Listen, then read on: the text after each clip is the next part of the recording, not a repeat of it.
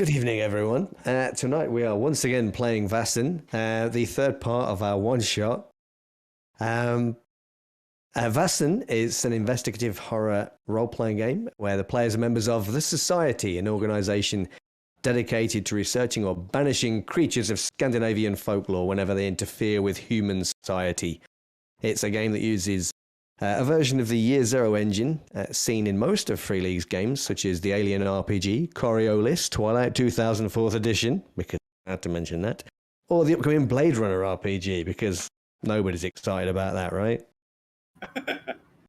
And last week, it was part 2, wasn't it? So we'll do a quick recap, so people kind of are on the same page, so you don't have to kind of sit through the other 2 streams if you don't wish.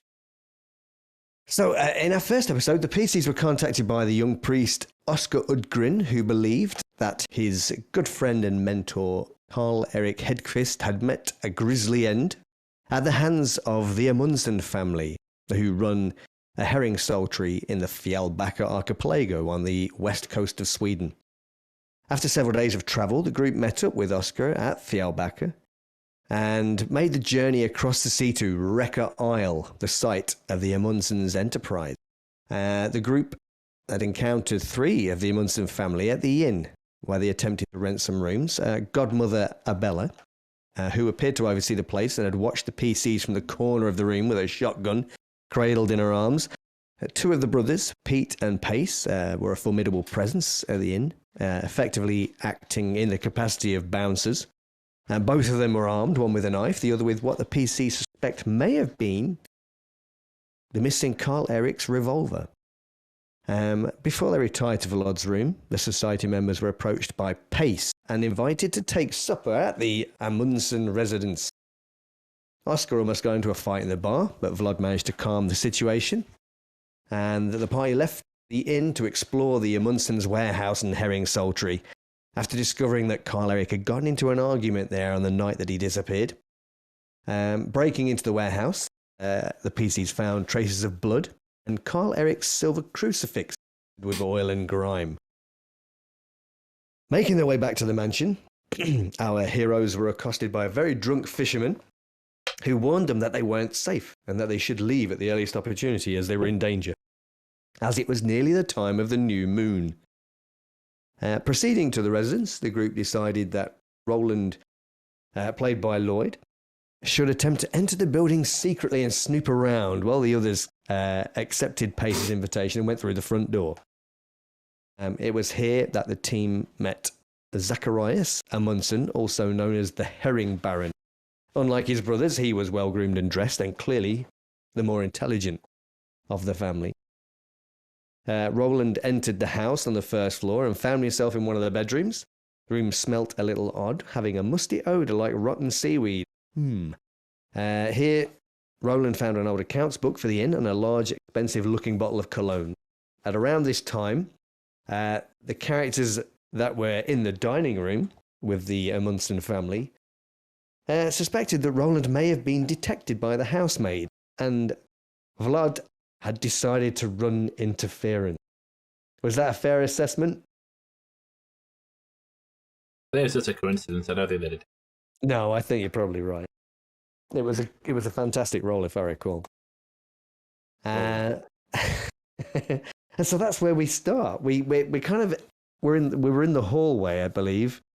The housemaid Laura had been looking up the stairs, a little perplexed, as if she'd maybe heard something. And Vlad, you had come out, pretty much charmed the ass off her, and asked her to go to the toilet with you. Yes, for which I actually had to push a roll, and therefore am suffering a mental condition. Which is hard to tell with blood. Yeah, Correct. I suppose. Yeah, he's quite angry about having to go to the toilet with Laura, the housemaid. All that willpower keeping it in is giving him a migraine. And yeah, so that's where we're gonna start. Sorry. So the housemaid, her her name is, just to refresh my memory. I don't know. The housemaid. Yes. I think that it was Laura. Laura. Right. Lura. Yeah. Laura, thank you so much for accompanying an old man. If you don't mind, just to wait and help escort me back. I am not as steady on my feet as when I was a younger man. Okay, I mean, and she's going to find that a little bit weird. You want me to wait outside while you? Just not wait. Just watch out for me when I come out, just so that you can stabilize me back to the room. I would be forever grateful. I won't be long. I promise. I think this endeavor will be quite quickly finished. Okay, now, I think you succeeded quite well with this little bit of charm, didn't you, on her? So I think she's probably going to go and kind of agree with you, regardless of how weird that sounds to everybody else. She's probably going to, and she kind of waits at a discreet distance from this wooden outhouse as Vlad kind of enters. And normally I like just to act and not explain things. But I think it'll be important to explain what is about to occur. Okay. Because Vlad is kind of thinking that we're still missing a body. There might be another body that we're missing. And what better place to hide a body than the last place you would ever think to go looking for anything at all? And so I believe that, but again, Vlad isn't quite sure how to go about investigating this hypothesis at the same time. Okay. So as Vlad enters the outhouse, if one was outside listening, they might hear something like, "So cholera, smell that. Does that smell off to you, cholera? Cholera, what do you detect?" As I have my little dog in there and trying to determine. So I would make a medicine roll just to kind of see if I would have any indications that a body may have been disposed of at any point in time. Again, I don't even know. Okay, yeah, I mean, I don't know what roll you want to make for that. I'm going to let you choose. Medicine it is. Because I can't. It has to do with bodies and corpses and stuff. Yeah. Maybe So if you sign.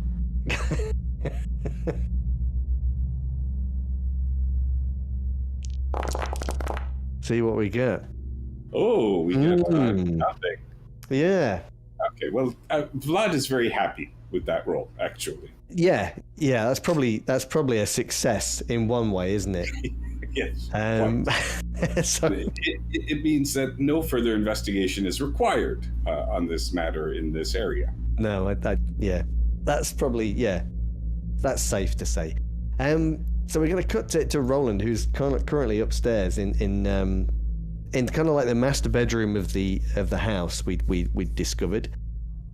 It's quite well furnished, and there is this odd musty odor. I think we described it as smelling a little like rotten seaweed. And they had that perfume. And there was this large bottle of cologne, wasn't there? Yeah. Which, when you took it off, it was quite a powerful scent in the old cologne bottle. It's quite a... so it's probably the master, like the fishy odor.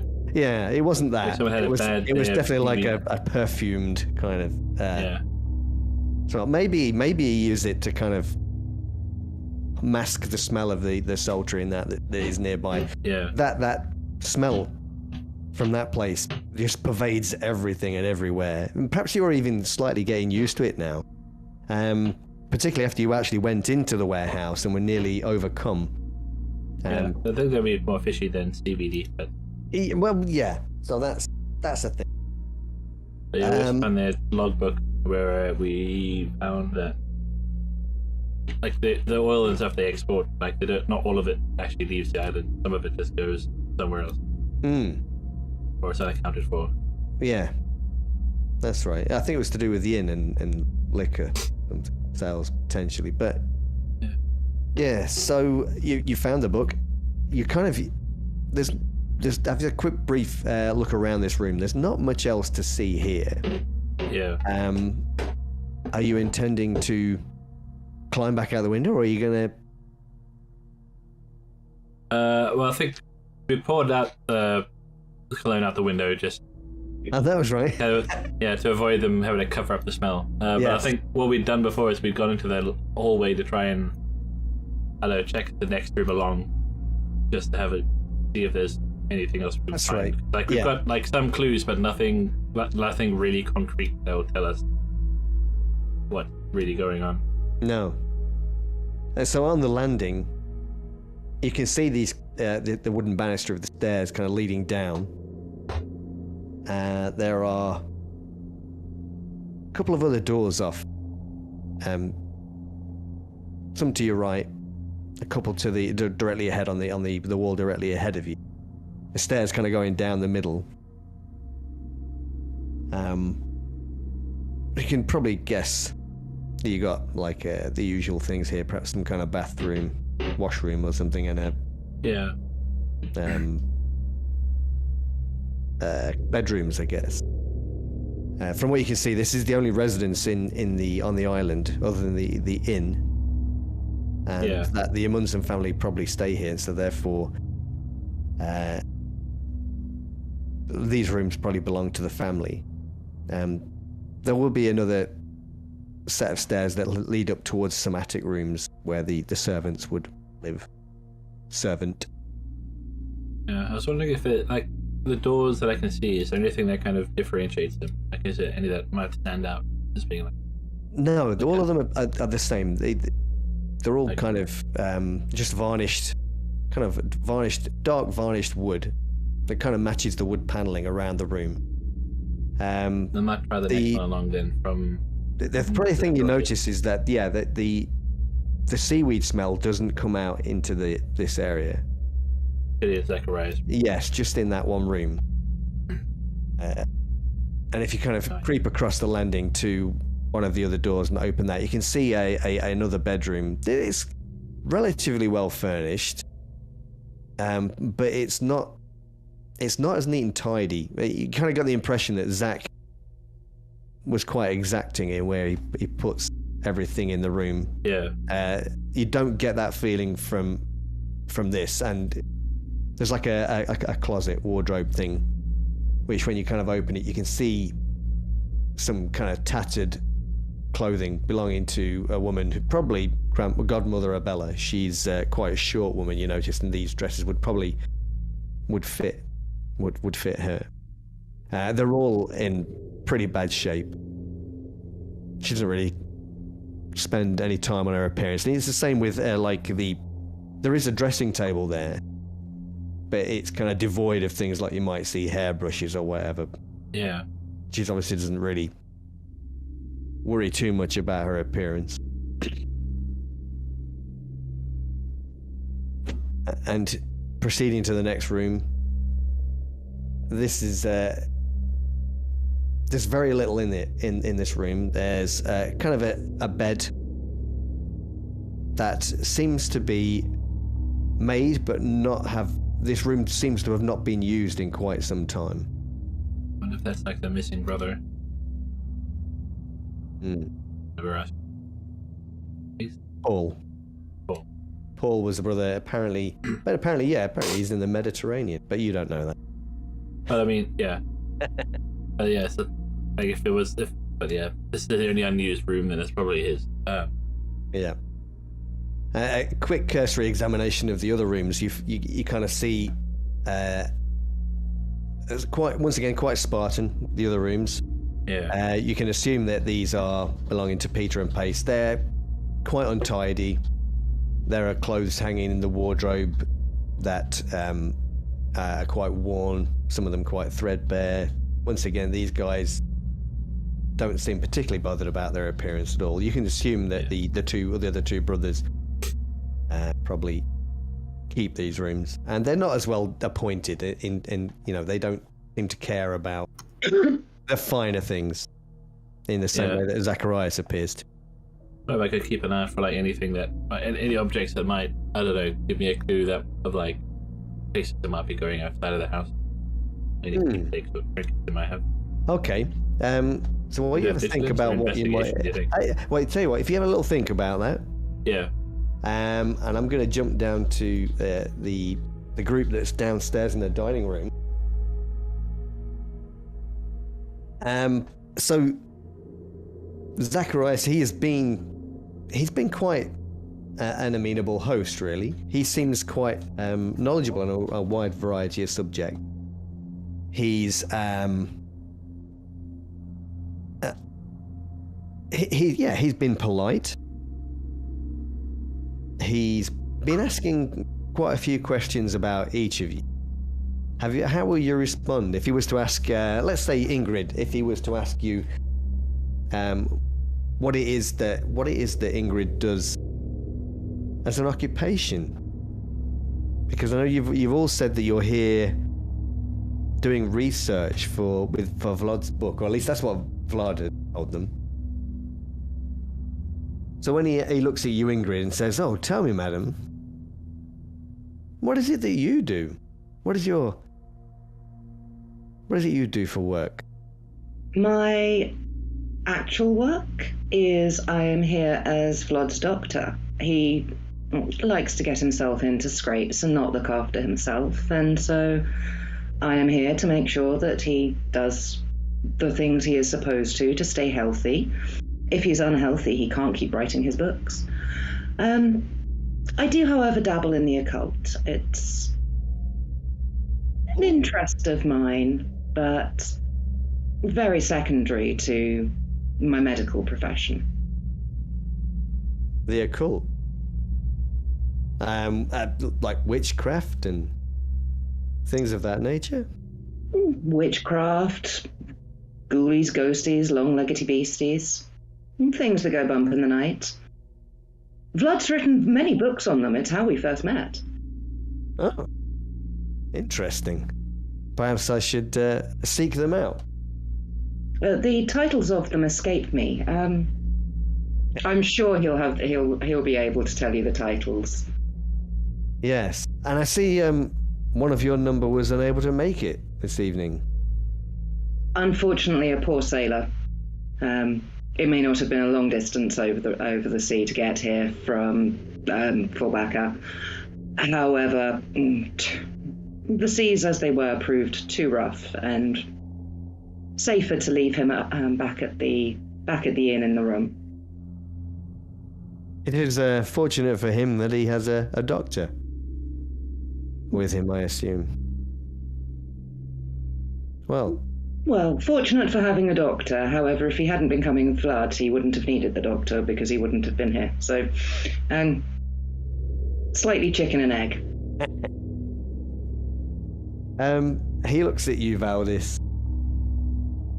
You are a bit of an enigma.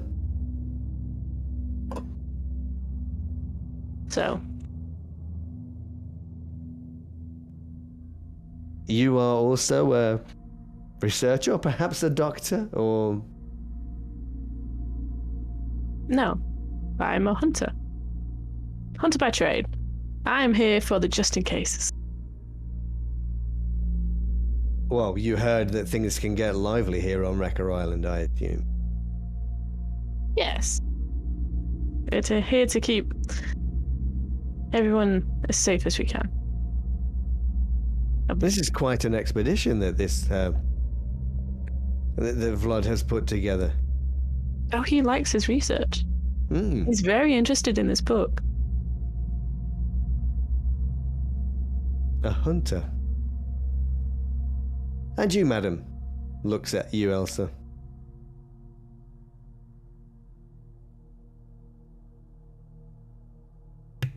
I'm here to serve. Oh. Hey, I mean, this must have cost him quite a pretty penny, I would imagine. This little expedition. He must be expecting to find something incredibly exciting to write about.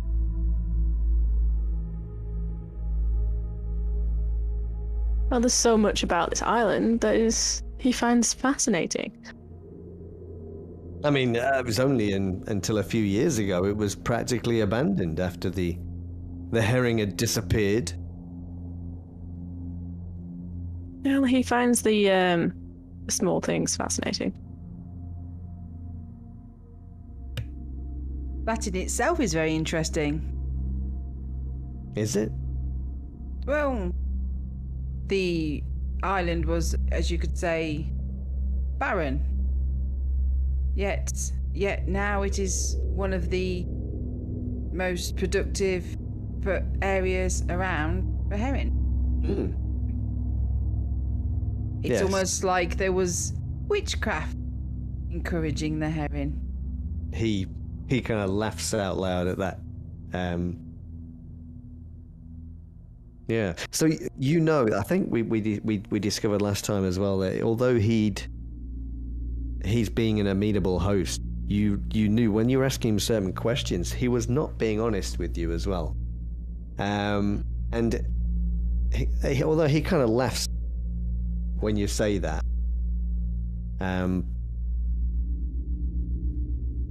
there's perhaps something about his demeanor that kind of makes the hairs on the back of your neck kind of stand up a little bit.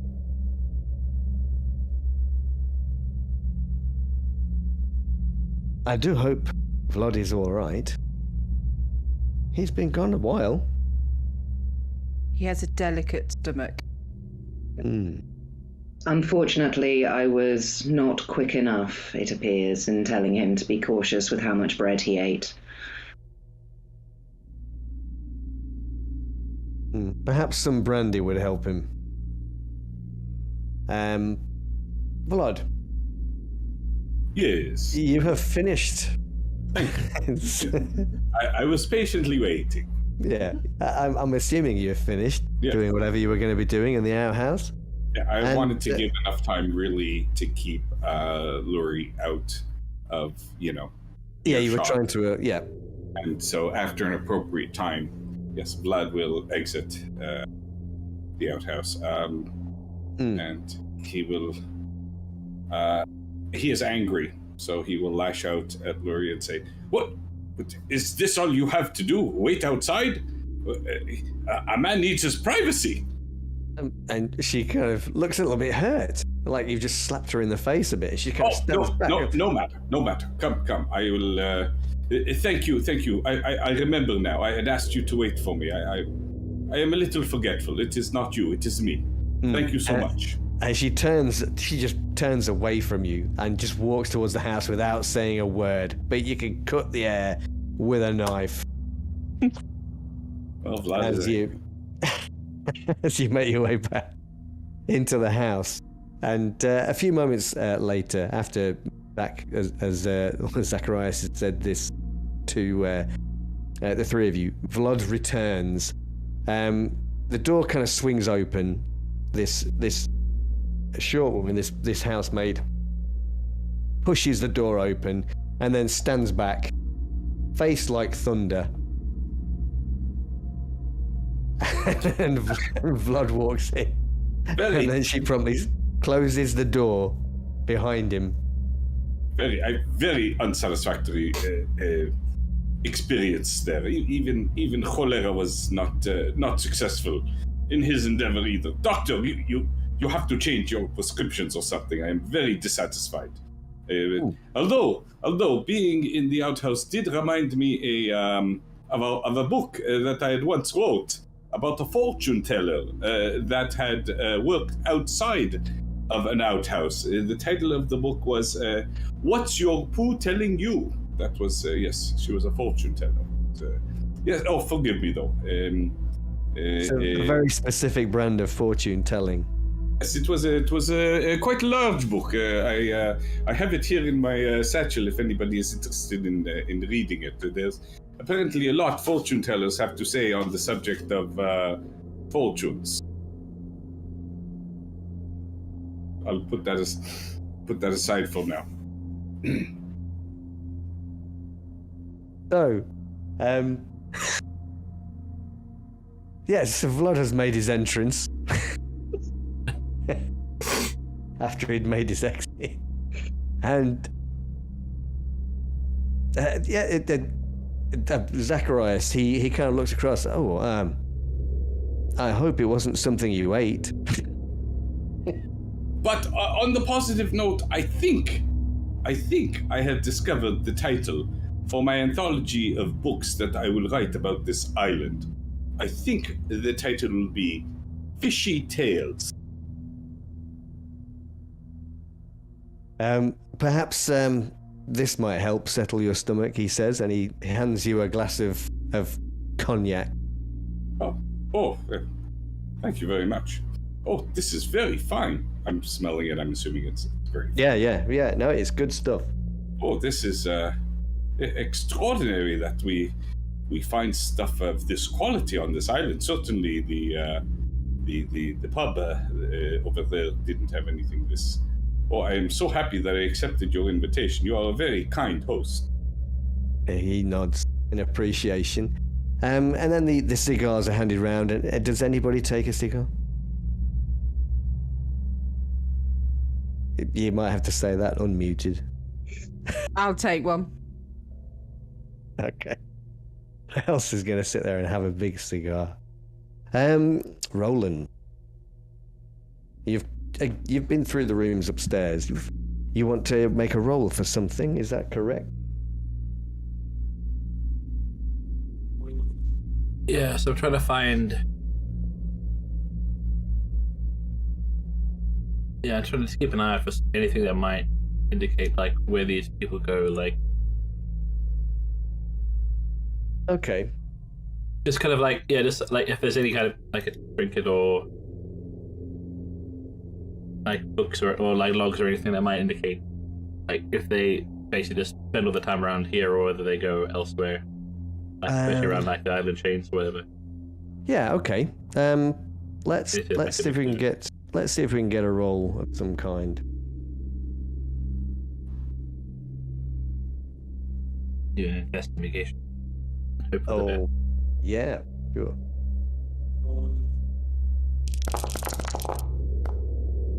Okay. Oh, 1. Yeah. So.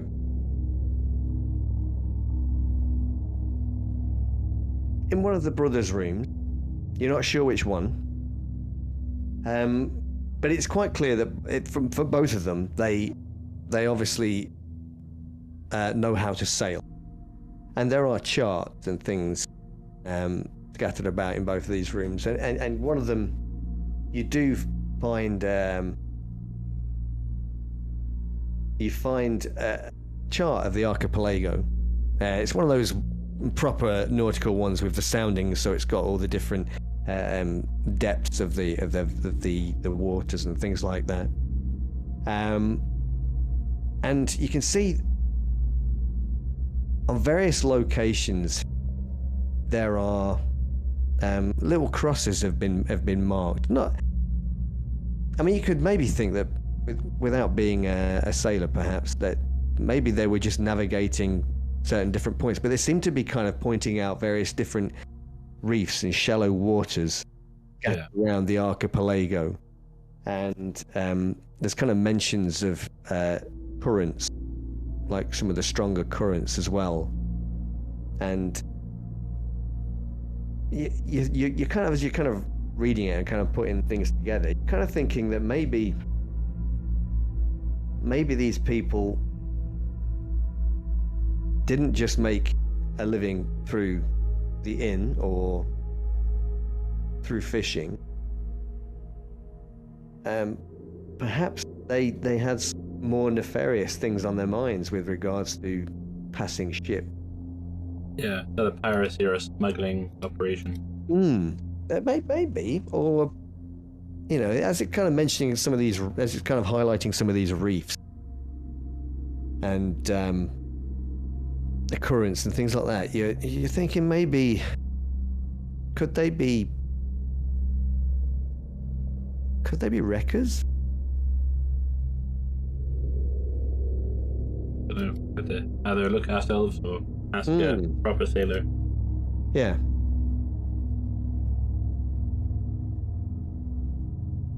Yeah. So that's there might be like a Yeah, I was wondering if there might be another map where I could just make a copy. Oh, you want to make a copy? Yeah, why not? Yeah, you can find just it. so I don't have to stick, in case if it's the only one they have, then they'll notice it's missing. There's quite a few of these areas that are these markings that have been scratched on, and some of them, perhaps they're on creases of the map, look like they've probably been there for quite a while as well. They're not necessarily new ones. Yeah. The map itself looks like it's quite old, and quite worn. It's well used. Maybe it's older than. Maybe it's older than the brothers themselves. They're probably early 50s. For a while.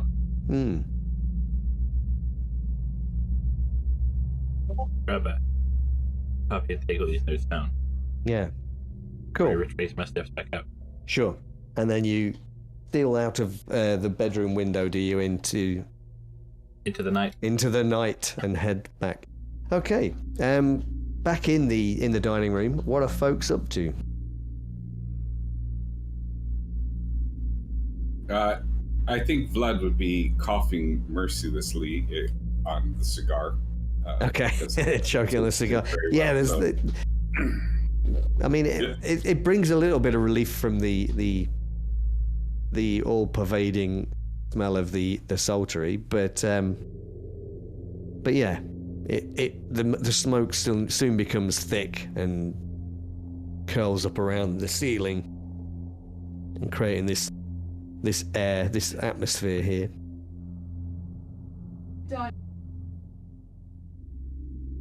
Are we in a dining room, yeah? Yeah, you are, yeah. So, there's no, I'm going to look around the room and see if I see any, bookshelves or anything that's of interest. Are you looking for something in particular, or is this Yeah, I wanted to check, See, I tell you what I'm going to say to him. So, Zachary, what would you prefer? Zacharias.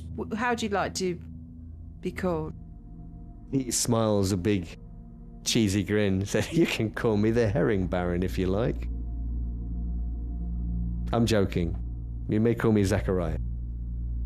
So, Zach, as you noticed, our doctor, we are here, and Vlad with the silent it's B. Vlad, the B is silent. Ah, not B today.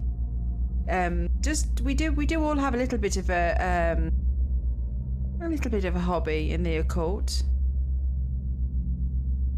How about yourself? You've heard stories about Vaesen and things like that. It isn't something that has really been much of an interest to me, to be honest. They're just stories. Stories you tell children, aren't they? They're to frighten them. You would think so. Yeah. It's not like scary stories. So you've not read Vlad's book on Vaesen? Fortunately, I have only read one of Vlad's works, as I mentioned. It's really too bad, because that book was really fascinating. It was really a good book. I see what you did there. So, Zachario, in my land, it would be pronounced Zachario. Tell me, what is it that you do for fun, for recreation? I have very little time for recreation. I have to manage the saltery. It takes a lot of my time, and perhaps when I retire, I'll have more time for frivolities. Do you have plans for your future? I plan to make a lot of money. Well, it would seem that yourself, you've already Doctor? succeeded in doing that. Well, unfortunately, wealth is something of a curse, isn't it? I'm sure you understand, Vlad. I have the writer's curse. I cannot help but be prolific in my writing. Well, like money, the more of it you have, the more of it you want, I suppose. Yes, but then it becomes tricky, because then sometimes people will wind up doing things that they might otherwise not do if there wasn't the financial incentive to do so. Oh, I'm sure I have no idea what you mean. And that I wanted to just see if there was a reaction. In that case, somehow. do you want to take a read on him? Yes, like when I say that, does he suspect that I suspect something? Like okay, shall we make a roll and find out whether... So does he suspect that you suspect that he suspects something? That you suspect. And if you followed that, you're in the right place. What ability would you like to roll this for this I guess observation would be the thing.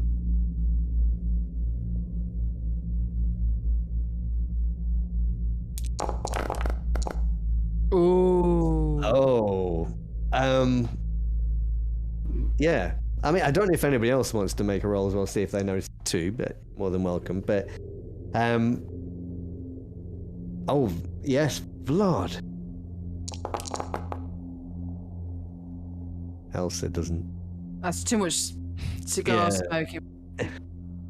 Yeah. Yeah. But perhaps you were too busy looking around looking for occulty artifacts or something, maybe. Vlad. Yes. There is definitely a kind of you see a kind of a flash in the eyes when you kind of say that, and perhaps his gaze kind of lingers on you a little longer than is typical. He's been kind of definitely sharing his attention with all of you, but when you say that, he kind of locks eyes with you almost, and there's something there that perhaps it's a little bit unnerving, but he's not. Yeah, he seems a little bit like he's sitting on edge. Maybe the corner of his mouth have kind of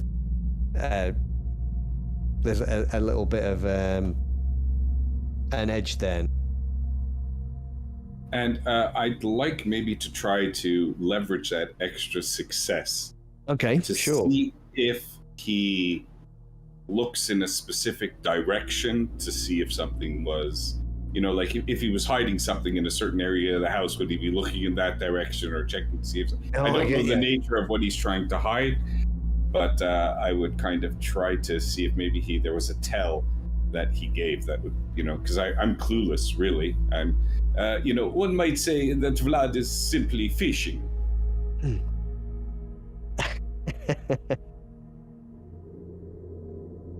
Right, so...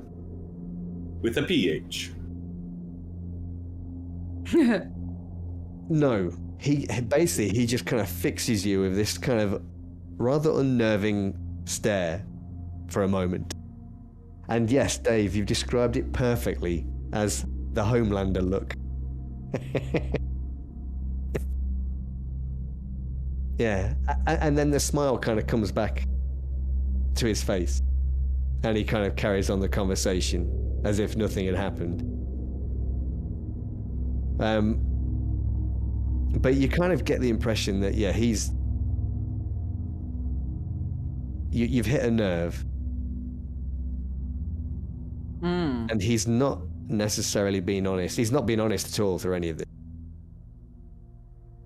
I'm totally oblivious to all this. You are, yeah. But I just turn around to him and say to him, so you want to make all this money? That's what businessmen do, isn't it? Yeah, the more wealth that I make, the more the archipelago prospers. That's the way I see it. How does the archipelago prosper from you making money? Or have I missed something there? I pay the fishermen a fair price for the fish. That's why this whole place is so popular. That's why it works so well. We're fortunate. There are plenty of herring at the moment. And there have been times when the herring have gone away, but for now, everybody is doing well. To what do you attribute the return of the herring? I mean, the herring had been gone for so long. This island was nothing until the return of the herring. And one line is true. The herring come and go. Over decades, it has been true. So my intention is to do as well as we can now, and then if the herring disappear, we'll all be able to survive. There will be no famine. People will be able to feed their families.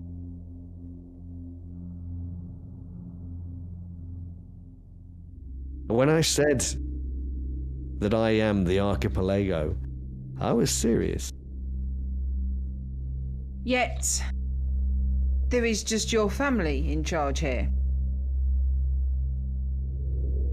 Yes. This is our island. We paid for it. Yet, you have no family, apart from yourselves.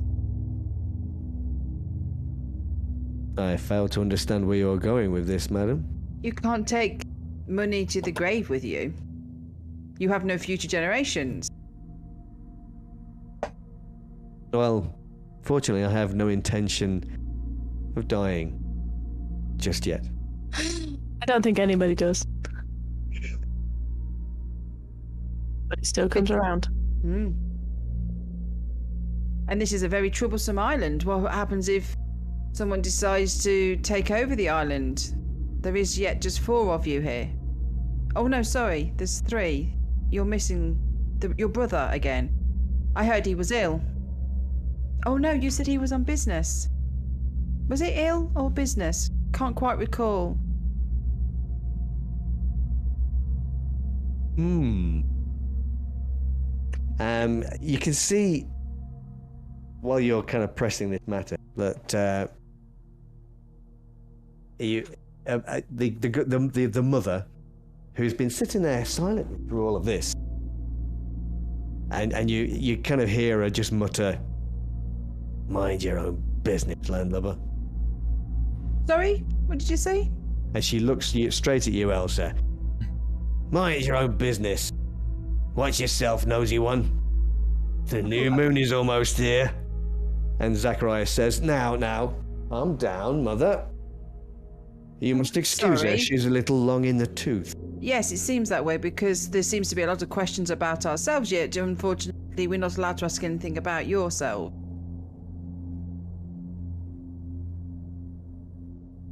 No, oh, somebody else mentioned the new moon. What? Would you care to tell us what the new moon is? You do not know what the new moon is? It's bright, it's in the sky, it's full. No, the new moon. Oh, that's a little halfy thing, isn't it? No, it's when there is no moon. Is there? Oh, you see, not into...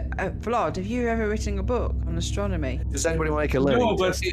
interesting enough, when I had the response to my first book that I wrote about a brothel, that book was the tale of a sale of 2 titties. It was so popular that I then wrote another book about a brothel on a reef where there were a lot of islands.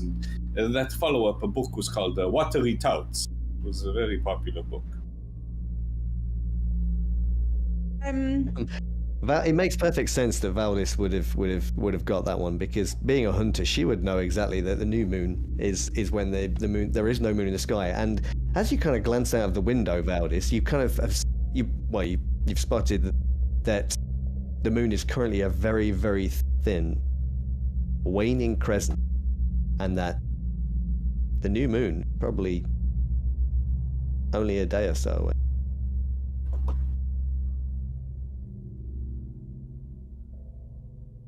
I go over to the window and look out. What can I see from the window? From the window, you look down. You kind of see the big warehouse, the saltery, It's kind of yellow in the faint moonlight. The harbour, you can just make out the harbour, and there's a few people still milling around, and there's like almost a steady kind of throng of people heading down from the inn towards the boat. And as you're kind of looking out, you perhaps spot the person that had accosted you outside a few hours ago, the drunk man. You see him kind of climbing into a boat unsteadily. Climbing into a boat? Yes. Oh, they live on the boats, don't they? And he kind of pushes off away from the harbour. Oh. Does the island seem unusually abandoned now? Like, are there? No. So there's quite a few people kind of making their way down towards. They're not all getting into the boats and moving off. Like Angela said, there's a few of them actually sleep on the boat, so they're heading down to the harbour. They might sleep on the boat, and you know, it's perhaps they'll be getting things ready, having a little bit of a sleep before they set out early in the morning to fish. So this one boat you see kind of pushing out into the night. That's probably what draws your attention, is this person seems to be leaving. As I look out the window, I say, it's quite bloody dark out there, isn't it? Well, it is night time. Yeah. I mean, there's probably a string of lights like along the harbour, which is giving you a bit of light that you can see by, but... Can we see the ocean from here? Yeah. Quite a nice view you have here. Thank you. Again, shame that once you're gone, there'll be no one to leave this place to. Yeah. I guess you're all kind of feeling now. There's a little bit of a tension. That's because the mum's a bitch. He is. Yes, it's the mum's fault. Well, the problem we have with the future is we don't tend to know it, and therefore we can't plan for it. You can always plan. Oh, you can plan, but the only thing you ever know about a plan is that it's wrong. If, however, you had a little bit of insight into the future, maybe a little occult dabbling, the approaching dark of the moon, everyone always thinks the full moon is the most exciting time, but the darkness tells us more. Interesting. Are you offering your services, Miss Nystrom?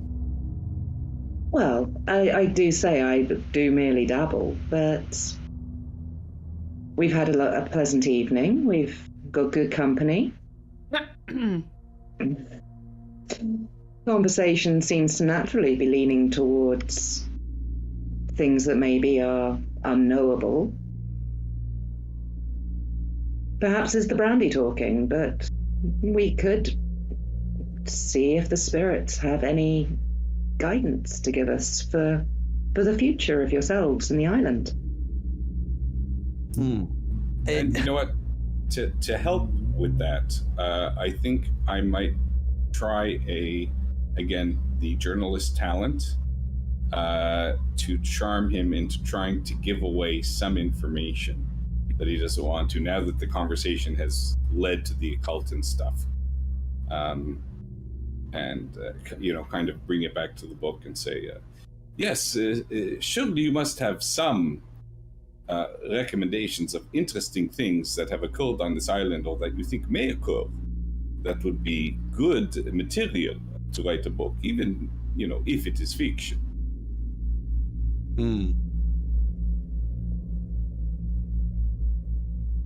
Well, I'm afraid, he says, that it is getting a little late, and I must be up early. I have some duties to attend to. So perhaps I shall take you up on your offer another time. Another time. The offer is, as long as we are here, the offer stands. Who doesn't enjoy dabbling in a hobby? Excellent. Excellent. I see that you are very tired, Mother. Perhaps I should help you up to bed. And he kind of looks at you all and says, if you would excuse us. Yes, I'm sure Lurie could see us to the door, and thank you once again for your fine hospitality. I do not know how much longer we will be on the island, of course, but we are always looking for interesting things to write about. So if you would like to have any influence on this book at all, now might be a time to give your input.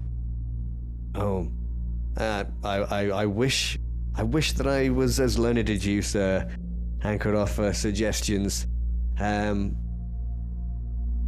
Perhaps you would give me some time to think about it. Very well. And wishing you, Madame, a good evening. I hope your irritableness will be dissolved tomorrow. Yeah. It is late. Yeah. We apologize for keeping you late. She's looking at you with daggers. It just glides off of like. Yeah, he's used to it, right? Realize it. Yeah, and you see the two brothers are kind of sat there. They've been silent all night, and they kind of get to their feet too.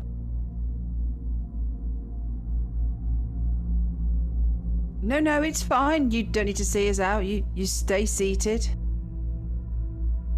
Maybe Rod could leave you one of his books that you could read this evening. Yes. What are you interested in? What do you like to read? Have you got one for menopausal women? You could leave the mother could take to bed with herself. Yes, I have this one here. It's a list why women shouldn't be taught to read. Here, you might want to. Gosh. Vlad didn't. Vlad said that, but Vlad doesn't mean these things for me. Please don't send Vlad emails. Vlad, do you have that biography you wrote on Lord Byron? What was it? Hellfire. 50 Shades of Hellfire. That was it. Yes. It was. It's over here. It is the book with the golden cover to represent the fire. That was it. Would you like me to autograph it for you, Madame? I would be very happy to. And please keep it with my compliments. I noticed that your bookshelves lacked any of Vlad's work. Maybe you two could be a Vladdy fan. So she doesn't look at you, and you can see Zacharias kind of pushing her out of the dining room door. I'll just leave it here for you on the table. That's a most gracious gift. But I will bid you good night. And he disappears out of the door, and the two brothers kind of stand up. I don't read either. Well, that's a shame. You should learn. I didn't say I couldn't read. Ah. He didn't say he couldn't read. He thinks you can't read. As we get up and we're heading towards the door, I'm wondering, are they just retiring to their rooms and we're kind of left alone in the hallway thinking that we left, or are they... Oh shit, Roland's upstairs. No, Roland's escaped out of the window. He's... we don't know that. Yeah. No, they don't know that yet. Yeah. I just suddenly thought... I am the knight. He is. And so, no, they are definitely escorting you to the door. Okay. I guess so. As I get out of the door and I'm on the ground, I'm like, Oh, it really smells like Zacharias out here on the grounds. I don't know how the smell follows him. Oh, smell is it's very pervasive. Maybe he grows something in the garden that smells like that. Whoa. Good night. And the other one says, sleep well. Oh. Thanks. As we're walking along, out of earshot, it's just B2, Vlad and Elsa. It's just like, are you two trying to test them? Trying to get her to test that shotgun? Vlad has a plan. Really? Yes. Vlad It might not be a good plan. Vlad is going to switch rooms with Roland tonight. Oh, is that the just in case? Roland's already asleep. Sometimes you have to push someone for them to reveal their true colours. It was obvious when we were there tonight. He was putting on a very fake. He wanted us there only to find information. Oh yeah, he was lying through his front teeth, but What about what? I don't know. Yeah, we He's definitely a went smarmy lying. guy. It's just So it's like pushing him may make him angry enough or her angry enough to reveal their true colours. It's too bad Roland wasn't there with us. He may have been able. I mean, he's an investigator. Perhaps he would have discovered something in his demeanor that would have given us a clue. Yeah, sadly, I can only be in one place at a time. I mean, it is a shame they didn't turn down the offer of the seance, because I mean, that would have been interesting. There may still be an opportunity. Would that not work better on the new moon? This is the thing about this moon. They keep mentioning it. Yeah. I've got no idea what the deal is with the moon. Like, Well, perhaps somebody has a talent that they might be able to apply in this situation. I mean, the only thing that comes from a new moon is that there's no moon, so It's very dark. Yeah, it's the darkest night. Does it affect the tide? I tell you what we do need to do. We need to find that guy. The drunk guy that was going on about it to us. He's the only one that spoke to us. I think saw him from the window getting onto a boat. I think he left the shore, so maybe we have to come back in the morning. Yes, I wonder what he was about at this time of night. Perhaps it would be good if we kept eyes on this residence. I have a very ominous feeling. Perhaps Just we now? should. I think we need Yes. to find the drunk guy in the morning because his boat pushed off. I mean, if he comes back, I guess. He went from, and I point in the direction. Yeah, He went he from. sailed away from the harbour. Yeah. Was he just a fisherman or like a worker? Well, he was the guy that you saw before you went into the mansion. He kind of was warning you about the new moon, and he looked. Yeah, he looked like a fisherman. You kind of had that feeling. He'd kind of the way he was dressed.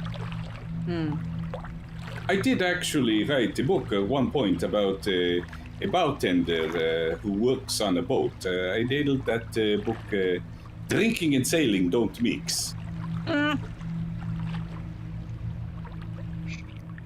Expect in an hour's time, the only people left on the island will be us and that family that lives in the manor. Yeah, I think, is there some way that from our inn we can watch this house to any of the windows in any of our rooms, give us a good vantage point over the house? We only had one room, remember? No, you had Two. two. We had We had two. one on rolling. Just, you all jumped into Vlad's room, so I just took the other room all to myself. Yeah, so let's say Vlad's room was looking out to the back of the inn, so perhaps Roland's is looking out to the front. Yeah, I'll be at the window watching them. Okay. Yes. Yeah. And I believe it would be a good idea at this point to abandon Vlad's room. Oh, okay. Perhaps. So, yeah, so Roland, if you're kind of observing them through the window, you can see the front door opens after you've been back for I don't know, perhaps half an hour or something, and the door kind of opens, and your companions, all of them, they kind of emerge and begin walking down towards the inn. Back up away from the shore, sorry, up towards the inn. Towards the inn. Okay. Yeah. So, when you arrive back at the inn, I mean, there's still a bit of activity in the inn. There's still a few people in there milling about. Yeah, bless you. And it's still fairly lively inside. But no sign of the drunk. He's... No. When we were walking back, or when we were going to... Did we notice anybody, like, following us, or notice anything on toward? How about... Oh, vigilance roll. Yeah, how about you give me a vigilance? In fact, you roll one. Roll if you're all looking for that. Oh, one success. Okay. Oh, for the ball bags. This is a fish monster, nothing to worry about. You get to roll 2, Roland, because you're watching them from the window. Really? Okay.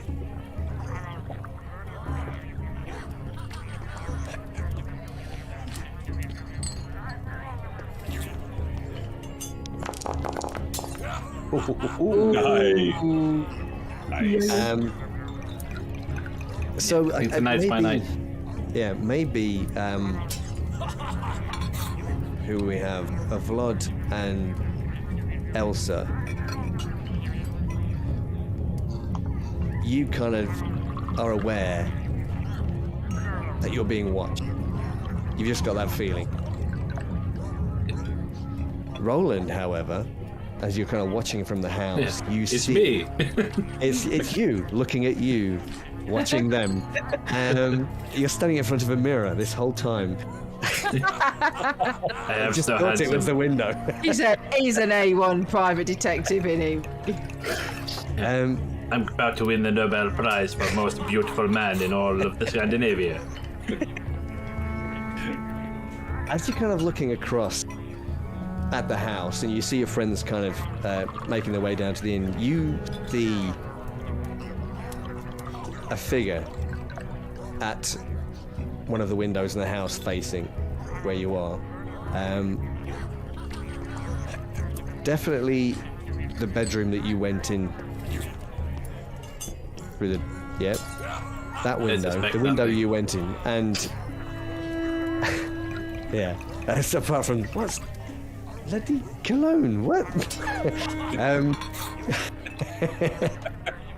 Hey, it's the freshest this island has ever smelled. Yeah, and you see a figure looking through the window, and you seems to be trying not to be seen, but it's clearly watching your companion as they make their way back to the inn.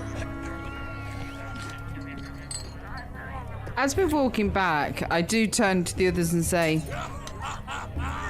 a little bit discombobulated about the last comment about sleeping well. There seemed to be some mirth in his tone. I think we should maybe be a little bit wary this evening, maybe be on guard. Oh, for sure. Yeah. I think they may want to kill us. Yeah, I think the supper was just, It was nice. revolting. I think they may suspect that we know something, but we do not know something. So it's very perturbing. What did we miss? What are they hiding? We don't know. We found absolutely nothing out. I mean, they could just, be because we've been causing a stir and asking questions, and you did insult the mother. I had mentioned that she seemed a little out of the salts, of course. I read people very well, just like I read books, just like I write books. Yes, most people insult her. don't appreciate that. She got upset when I talked about Paul. Yes, it was a trigger. We do not believe that Paul is away on business. We also don't believe that he's ill. He was. The rumor was he may have been ill, but they did not give us any indication that he was ill. In any case, if they say he is away on business, we know he is not away on business, which could lead us to a conclusion that perhaps he is ill or away in another manner. Dead, disformed, disfigured. Yes. I'm running out of words beginning with D.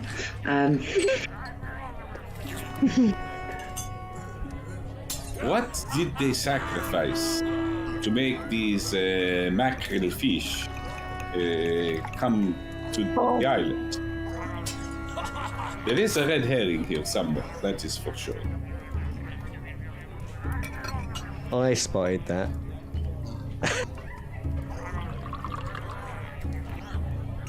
Okay. Clearly he made some sacrifice. He was most disturbed when I mentioned that people might do nefarious things in the name of wealth and power. Yes, Are we going to assume that you're all back at the inn and that Yes. you're with Roland, so Roland can contribute to this if he needs to? Yes. Yeah. Yeah. Okay. Roland, did you find anything? Well, I found out that our man Zacharias. You may have noticed his heavy cologne. He keeps like a jug of the stuff on his bedside table. The whole room stank with this like seaweed aroma. So I suspect there's something not quite right with him, and he's covering it up with some horrific flowery scent or whatever it was. Yes, but why would there have been that stench coming from the grounds as well? I don't understand. It probably means, I don't know, he's doing something around, well, I guess around seaweed. I'll get to that. So there's a logbook as well, where it looked like not all of their exports are coming or going from the island. I can't remember that. Just might need a reminder. Oh, yes. There was like a portion of it was going as an export, and then there was some of it being either sent elsewhere or not going out. And then I found a map Only a with all these fraction of markings the of... inn's, only a fraction of the inn's liquor sales are accounted. Oh, yes. That was the Yeah, so there's some liquor going elsewhere or being laundered or something. yeah, or smuggled or something. Yeah. I mean, And would then- that not count for the manners bar? No? Well, it's pretty obvious a place like this would be doing some bad deals or wrecking or whatever, but that's not really what we're bothered about, are we? Bothered about what happened to Carl. Yeah, so I'm sure we'll get to, because I found a map as well with markings of what looked like reef and current, So they, which I suspect are reefs that potentially ships are getting caught on, which I'm guessing that either they're plundering for piracy or they're, I don't know, so maybe they'd know how Picking up where to throw a body wreckage. into water if it was going to. quite possibly. And there's plenty of water around. Well, so And I mean, as well, now you've got the new moon, which probably means a spring tide, if which we may were to play into look, plans if they're out doing something tonight. so if we will reverse the tides from where the body was found, would you be able to use those maps to indicate where the body was tossed? I don't know if it would work Yeah. that well. Yeah, I think that would be a tricky. That would be a tricky ask. I think. I don't even know if you could do that now, let alone in. You'd have to have a very detailed currents map to try and backtrack it Yeah, over, I think so. over like 3 or 4 weeks as well. God. Yeah. And But I so while suspect they've maybe got- the reason... Sorry, Carry Karen? on. No, carry on. You carry on. I was going to say maybe the reason why he smells all seaweedy is he's been hanging around these reefs. Yeah, either they're getting ships to go into them so they can just pillage them and use them as bases, or they're wrecking them on them and then, I don't know, taking their loot or whatever. or some other nefarious purpose. Also, you were being watched, from what I could tell, from Zacharias' bedroom on the way over. So, Well, I am Vlad. I'm a very famous you've guy. definitely got his attention. Yeah, I mean, might have upset them slightly. yeah. I expect nothing then. So perhaps Zacharias smells like seaweed because he's spending a significant amount of time with the watery touts. With the watery what? The watery tart. Yes, Oh, yes. bugs. I had touts. I had tart. That's what I heard in Monty Python reference. The T is Yeah. silent. Right. Well, you're hoping the watery tart's going to throw a sword at you. I mean, I understand we're Maybe trying. not that movie. Sorry.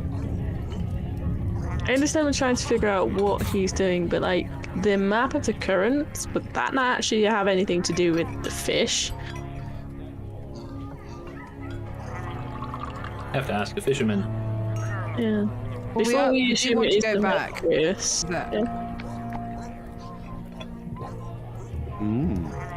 We could ask that man that tried to warn us about leaving the island and the moons and that anyway. So we could ask him about the moons and we could ask him about the danger. Now we could ask him about the fishing things. Yeah, if he hasn't left the island already, maybe everyone's on their way either to the boat or back to the mainland. What about the captain of the boat that brought us over here? Who's currently babysitting? Captain Bergstrom, I think he was, wasn't it? Yeah. Who's currently babysitting Oscar? Yeah. Yes. I mean, And he won't go and rat us out to. no, I don't. Right. He's not like a. I don't think he's necessarily. He might be a fisher, but yeah. But the other interesting thing is this. If you mention that he smelled and his room smelled like seaweed, down in the bar I did not smell other people, and they are all fishermen, that had that specific smell of seaweed. So perhaps the fishing captain would know why, or in what circumstances one would encounter seaweed to the degree that the smell would be left behind. I smell fish, I smell the herring, but seaweed, it seems I to would be expect unique. this because of the reef, that he's been on the reef or similar places where you got seaweed growing rather than dealing with fish like a proper herring bearing should. So why would somebody be on reefs? Wouldn't that be dangerous for the fishermen? Well, depends what they know they're doing, but I think they're using the reefs to wreck tip and then either take their stuff or do something else with them. We're not quite sure yet. But also you have the new moon, which it'll be dark. It'll be a very high tide or a very low tide, which is probably ideal conditions for whatever they're normally doing out there on those. Yeah. And I think we'll take a break now Let's then. take a break. Yeah, let's do that.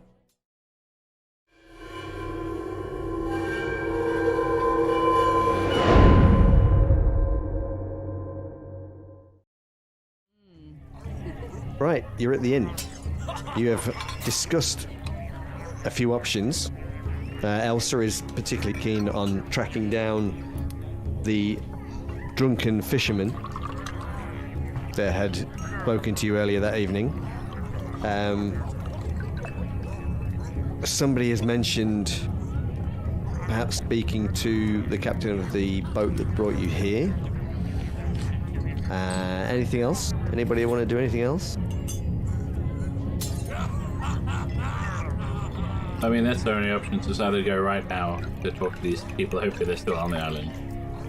Well, the we drunken spend the guy night. I saw go on the boat and pull off jetty, so And then we'll have to catch them in the morning. yeah, we have to get. Hopefully, he comes may back. come back in the morning. Okay. I suspect if they are going to do something, tonight will be the night to do it. So It's not the new moon tonight. Is it? When's the new No, one? the I new thought it was moon- tonight. No, because you've got your waning crescent this evening. It's kind of the last vestiges of the moon, and then tomorrow night will probably be. Tomorrow night is going down. Okay, Yeah. that gives us up. Okay, we can spend the night. It's fine. Yeah. So before we left the Institute, Ingrid and I'm pretty sure a few others, we did research into the Isle and anything about the area. Yes. I can't remember. I know Ingrid did, and I've got a feeling at least one other person was doing that as well. I think Vlad was in the library. Vlad was in the library, but I don't think he was researching. He don't think he was researching with himself. Yeah, with his own.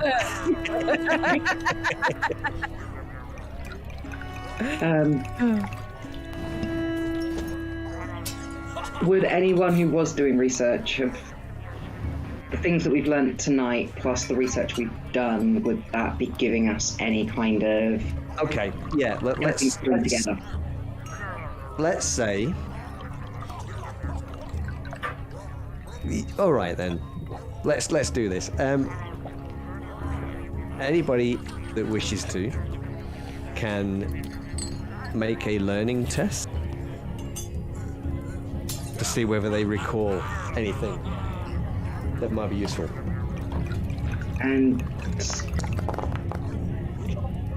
using the advantage, we get to add 1 to the bonus dice. Yeah. Yeah, you know what? Yeah, let's do that. I'm going to do the advantage because I didn't actually do any research. No, that's not. But Ingrid definitely did.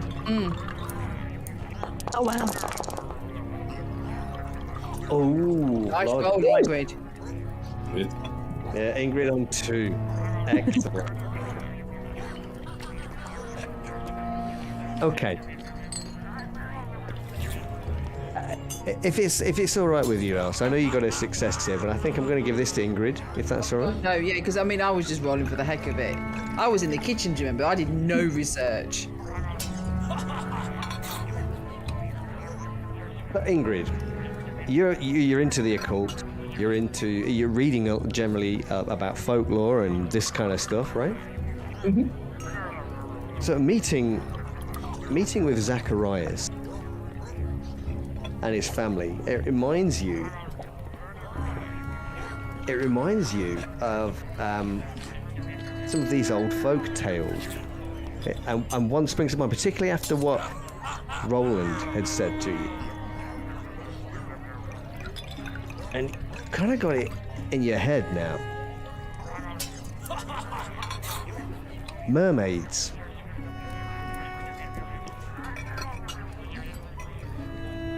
It says that they rule over the seas and the creatures that live in them. And there's stories of fishermen catching mermaid children in their net and being raised as humans.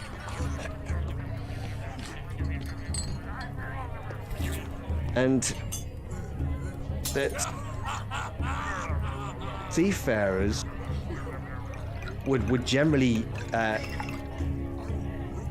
give offerings to the mermaid, and they would generally repay these kind of acts with favourable winds or even huge catches of fish.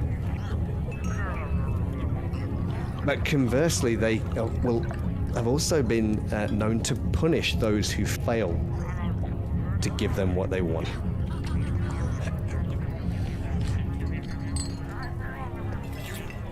Some mermaids, it is rumoured, even require human sacrifice.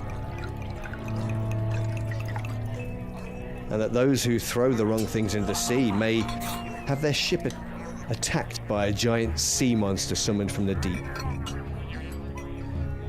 And that mermaids can also enchant people with their song.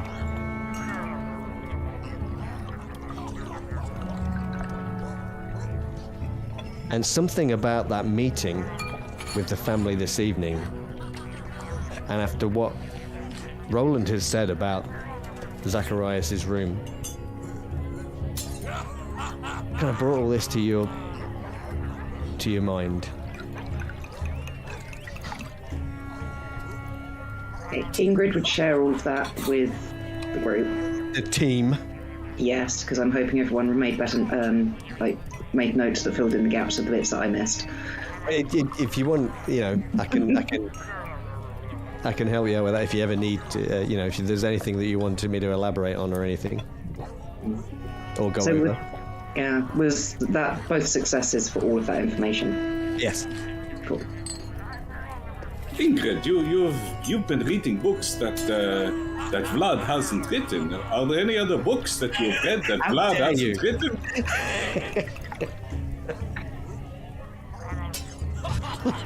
Well, there was one. I don't know whether you actually wrote it or not. Have you dabbled into the occult at all and spent time with people who practice? Yes, I've written books about them, yes, about the people that practice and their stories. So there was this one. It was someone who had, I cannot for love nor money remember whether it was you or not. Maybe you'll remember. But it was someone who had spent time with groups of occult practitioners. It wasn't a very long book. I mean, it didn't have much of the way of forward, and it kind of rushed to a rather depressingly predictable conclusion that left me rather unsatisfied. What was The Joy of Sects? Was that one of yours? Perhaps I've written so many books I cannot remember all the titles, but it could have been. Bravo. I tip my hat to you. It's the only funny one I've got. Well, this information is very interesting. Do we suspect that Zacharias is a mermaid, or he just consorts with mermaid? Was he a child that was brought up out of the sea? He was caught in a net and become this baron, or is he consorting with something that's bringing the fish, the mermaids? I would assume that he is possibly one of the children that was raised as human, because the fact that he's taken over the whole business from the mother when she bought the island, when she started it off and everything, I would imagine that, I think he may possibly be a mermaid child. Thinking back to the family, to meeting Peter and Pace, and the mother, the wretched woman that she was, did we notice family resemblances between the mother and Peter and Pace? You did. And did we notice the same resemblances in Zacharias? You did not.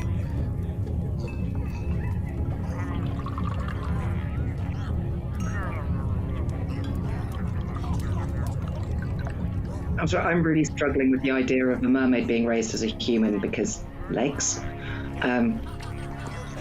Trying to get past that. Adapting to the situation. Like with the fairy tales of mermaids are, if they leave the water, it's almost like a pact, isn't it? They grow legs. Splash Mermaid. Or... No, Little Mermaid. Okay, I haven't watched that. Is that bad? I've not watched that. I should have watched that for research, shouldn't I? And Splash. So obviously, they catch them in the nets and then they bring them up as humans. It must be when they're out of the water or something happens. They just grow legs. Well, if they... Yeah. Okay, which is something we could ask the fishermen tomorrow, because this is a seafaring myth, isn't it? You want to ask the fishermen about mermaids? Well, the fishermen have many strange... Very superstitious. They are very superstitious. They are. I can't think of anything that makes them superstitious or anything off the top of my head, but I know they are very superstitious, and I can't think of anything. This reminds me of a book that I had written about a small child that would like to go fishing with this big whale. They became very good friends, but This child, unfortunately, was poor and could not afford the bathing suit, so he had to go swimming au naturel, shall we say. The name of the book was Free Willy.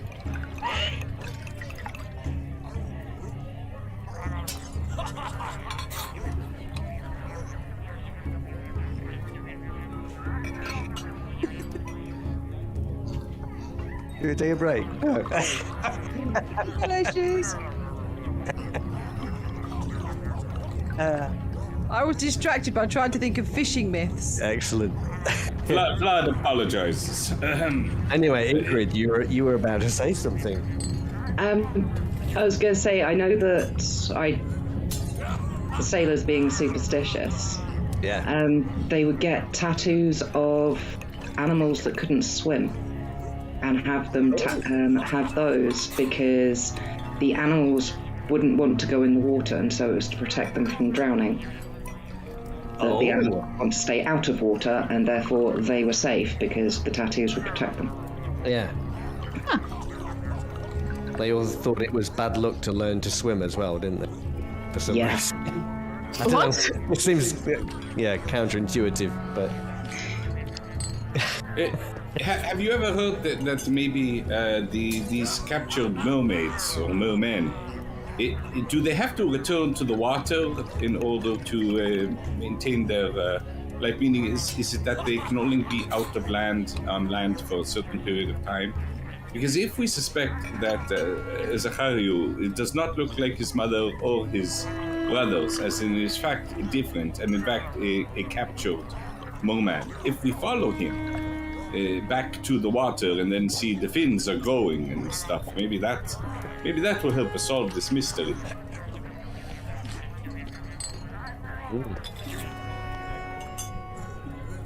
I am only surmising. Ingrid, you seem to be the expert at this. I have no. I think maybe we could go and speak to the captain of our boat. What time is it? It's probably getting past midnight by now, I guess. It's probably not. time to go to bed. Maybe we should retire for the evening. Take it in shifts to stay on guard. Yes, Roland, I am very tired. I am too tired to walk to my room. I think I shall just stay here. I lean against the floor, and I shall retire here. Just for safety. Roland asks for Vlad's key. He's rather taking. I mean, once he's asleep, I'll just take him and drag him outside. So, everybody sleeping in this one room then? Is that what the plan is? Apparently, they're all very brave. I'll do first watch. Yes. Okay. So you're doing first watch then, Elsa? Is that so? You're staying awake while everybody else goes to sleep in this this rather small room. Smelly room. Yeah. Well, okay. Fair enough. Okay.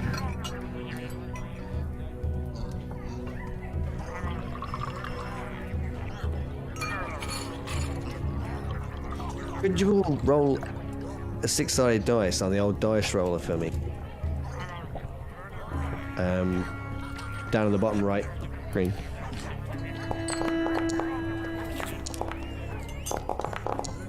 I'd love it if everyone just rolled a 3.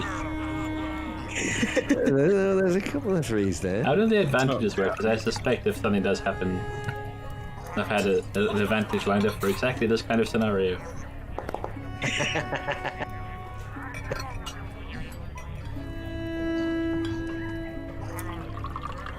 Okay. What do we got? So Roland is 3, Elsa a 3, Ingrid a 5, Val is 2, and Vlad a 4. Roll. Okay. So. Valdi. Uh-oh.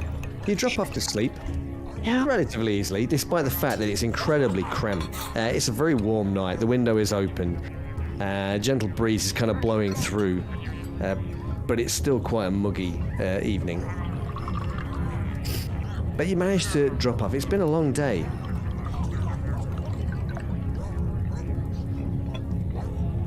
And as you kind of drift off, you suddenly feel cold.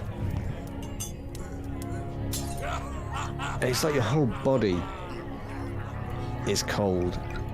And I don't know, maybe you go to close the window. But as you open your eyes, you're suddenly aware that you're underwater. Woo. You're underwater. And there's this strong smell of rotten seaweed and algae.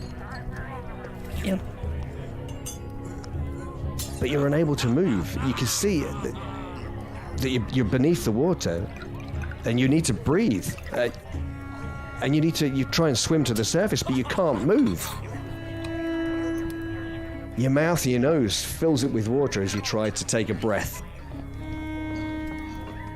Oh God. You please make a fear test. Now, when you do a fear test in Vaesen, basically you're going to make a roll. Yeah. You can choose whether you're going to make the roll with logic or empathy. And this is a fear test of 1. So you need to get 1 success. Okay. Yeah? Okay, I'll probably go with logic. Okay. Just. And you just make a logic roll, yeah? Oh. You panic. You're terrified, and you panic. You can't move. You're desperate to try and swim. Your mouth and nose is filled up with water. It's icy cold, but you can't get anywhere. You can't move, and you start to breathe in the seawater. Oh, no. And you're going to need to make a force test, if you would. Force. Yes.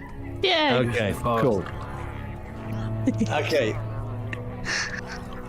And as you're gasping, you're gasping for breath. You're trying to swim. You're trying to move. You're trying to do something. You just can't.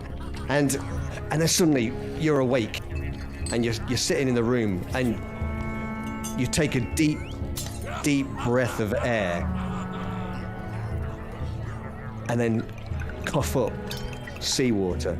Huge amount of seawater kind of comes out of your lungs onto the floor. Everybody else is woken up by this. You hear basically Valdis choking and crying out as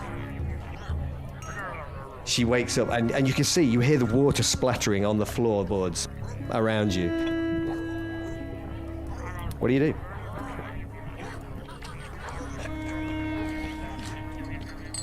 Oh my God. Yeah, so I'll probably like literally be on my all fours just viewing this out. So what do we actually see? You hear Valdis. She's kind of choked, like a rattled scream almost, I suppose, as she kind of wakes up, and it's like she's trying to catch her breath. It's like she's choking on something, and as she kind of wakes up and she kind of tries to sit up, she rolls over and out gushes a mouthful, lungful of seawater. It splatters down onto the floorboards around her, and you smell the ocean. I dash forward. Val, are you okay? Val, are you okay? What have you been drinking? No. No. I don't know what's going on. That's seawater. Did you drink seawater? No, I was drowning. No, In the you were hotel. You were asleep. You were asleep just here. I was in the water. I was underwater. I couldn't move. Is I couldn't her clothes breathe. dry? Yeah. Val, look at your clothes. You're perfectly dry. Your hair is dry. I was underwater. You really weren't. I couldn't. What is this? I couldn't breathe. I don't understand. There's something very strange going on here. I was drowning. Did you eat anything different at the dinner than we did? Maybe one of the plates was poisoned. Maybe there No, was I don't something. think I did. No, Dr. the menu Ingrid, there was no menu. It was basically just, here you go.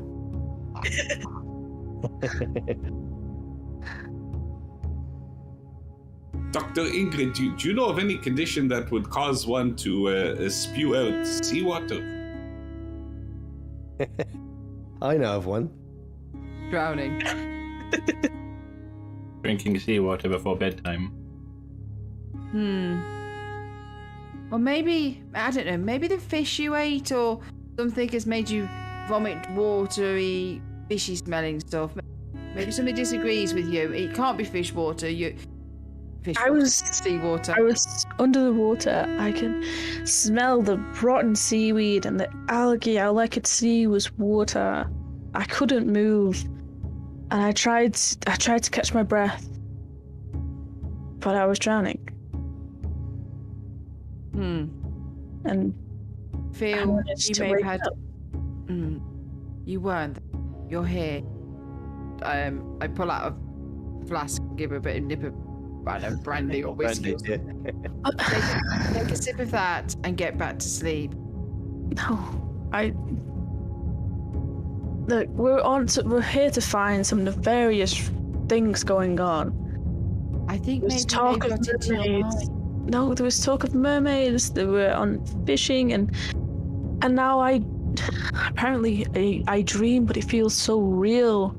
Some that I dreams was can do drowning. that. I think They you're don't make you actually. I breathed in all that water. I couldn't have done it while I was asleep here. You were next to me. Where did it come from?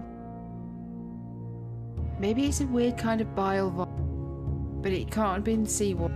You were here the whole time. You're dry. I think you've had a very bad dream, and it's made you bring up the fish from the night, and it's made it seem like seawater. No, we know that is seawater. You can smell it. That is not vomit. That is. The psychosomatic response to everything that you have gone through. It was very powerful, apparently. I think you should lay down and just get some more rest. I think your mind is out of. You're tired. It must be your time. We were talking about the risk of staying the night. We were talking about mermaids. We were talking about possible Vaesen, nefarious reasons, a cult. This is not. Okay, you stay on the next watch if you don't want to sleep. Okay. I think we all need to get some sleep.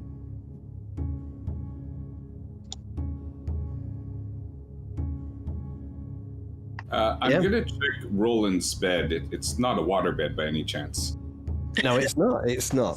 Definitely not. No. So, do you all drift off to sleep? Yeah. After that, what about Valdis? Does Valdis stay awake? Yeah, she's gonna stay awake now. I think that kind of makes sense. And so perhaps, Valdis, you kind of see the first vestiges of sun kind of creeping over the horizon. And the morning arrives. You all wake slowly. You all slept okay, apart from Valdis. Yeah. And, the day breaks. And it looks like it's going to be another beautiful day.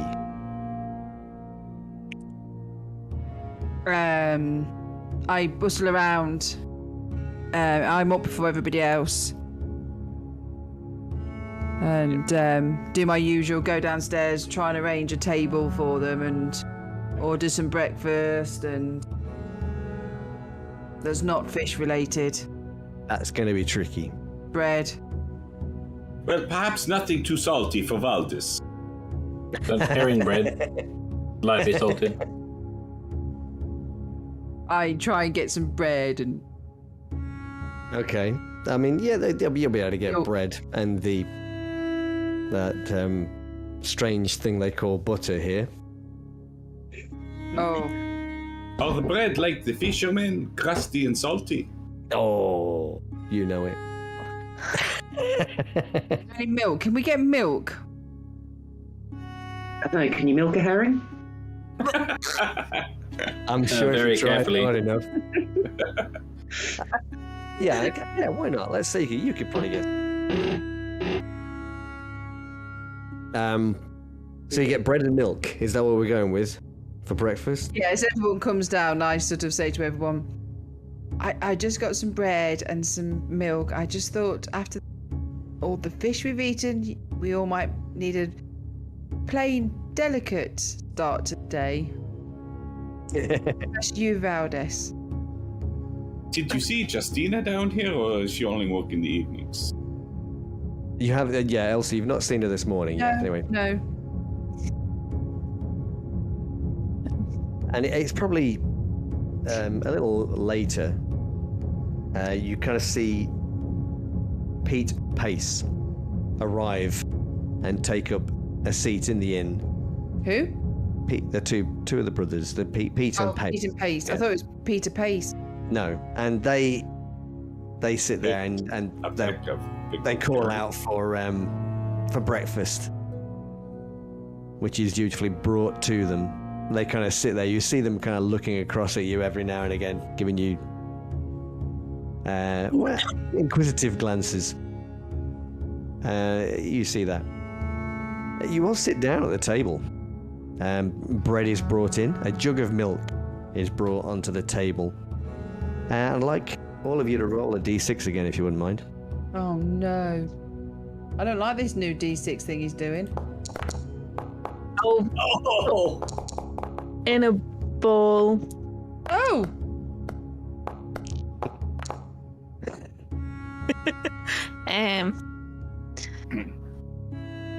Right, so you sit down and the guy, you recognise him as the guy that was behind the bar. He starts bringing food out. And Elsa and Vlad, you're a little bit surprised as he kind of brings out and sets before you a plate. And sitting on this plate, there's like a whole herring kind of sat there on a plate in front of you. No, we're not requiring that today, thank you. He doesn't appear to hear you as he walks away after dropping this stuff off at your table. Thank you, my good man. I will, of course, share this with the people at the table. I'm going to take wait. a knife. I don't think we should. Okay, and Elsie, you're doubly shocked when the fish kind of turns its head and looks at you and go, "Why? What's wrong?" What the?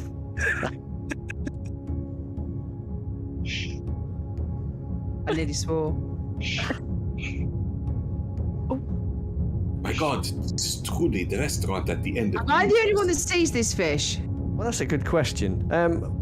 Vlad, you're a little surprised too when the fish kind of it blinks, which is odd because fish don't blink; they don't have eyelids. And it kind of says, "You think you've got problems?" And then you notice there's some kind of writhing under its skin as it sits there on the plate, and then it kind of splits. The skin splits, and these tiny white crabs start crawling out of it. I pick the plate up and throw it across the room. You don't see that, Val. Elsie. You've just What talks to me? These crabs, they're kind of little tiny white ones, and they just kind of crawl out from under the skin, and you see them kind of crawling around the plate, and then dropping off the plate onto the table, and then crawling around onto the floor. I don't imagine Vlad has much color to his skin.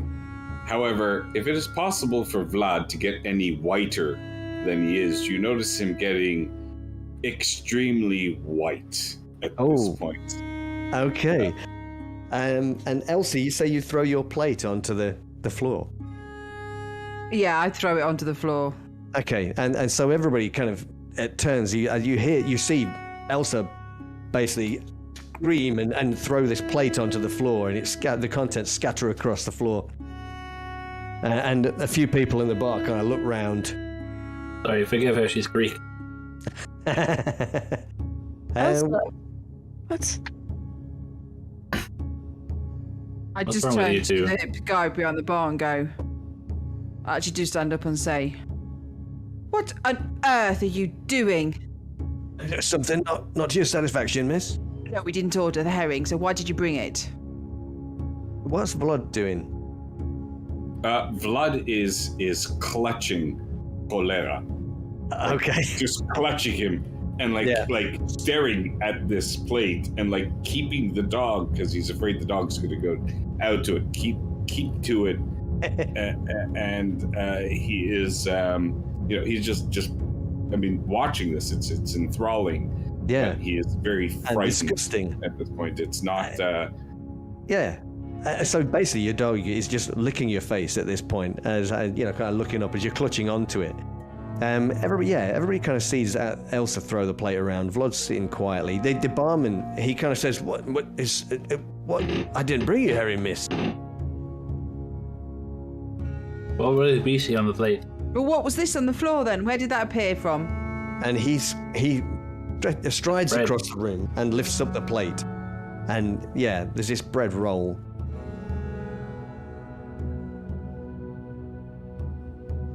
I think I may have had too much brandy last night.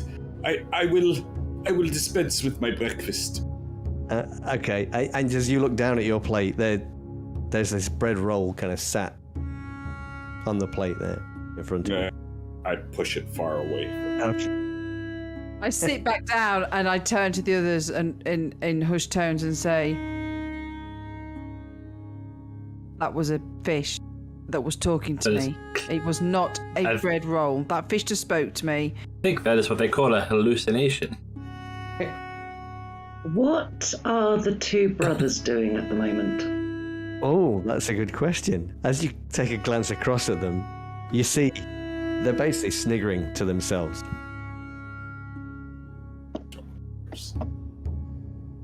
And they look across at you as because they've been glancing across every now and again. They look across at you, see you looking at them, Ingrid, and they just kind of turn away.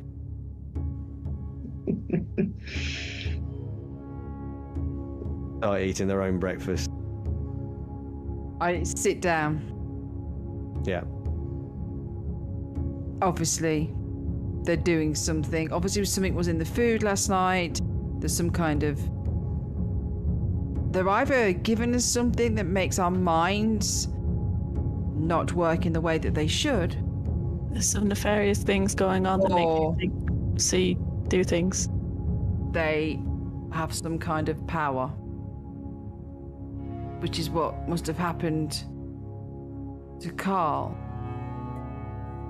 So maybe Carl, for some reason, did take his own life because of something that they made him see, or... I mean, so far they've managed to make me see a talking fish. Blood, what's wrong with you? Is your bread roll not up? Did you look very pale?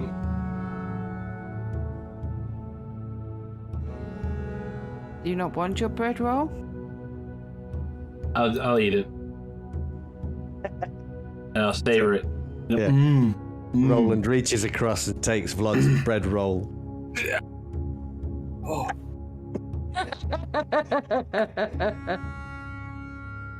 Bit crunchy. Yeah. I would not eat that. Check it for bones.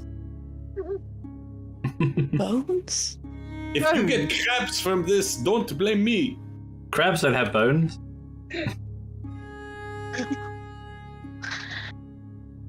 What the hell do you do with your bread rolls in the privacy of your own bedroom? Jesus. I have not had any bread rolls in your bedroom. I just stand up. I refuse any milk or the bread or anything. I I think we should go and find that chap that tried to warn us yesterday. The fisher. I saw where his boat left. Maybe it's come back in. Maybe he was night fishing. I don't know. Is anybody coming with me? Yes, I am a very charming person. Better to go together. Are you definitely sure you didn't just eat something weird last night at dinner? Yeah. I have a feeling It was the oysters. something is going on. Yeah. Yeah. The We inside talk mind. about oysters and the bad luck. I wrote that was the book was called Sharks. God's sake. I think it's probably safest we stick together at the moment. If hallucination... Especially if like 2 or 3 of us are hallucinating, it's probably a good shout. Yeah. We don't want to end up in a position where, I don't know, someone hallucinates and throws himself off a bridge several times. He had an accident. He fell into a knife 5 times.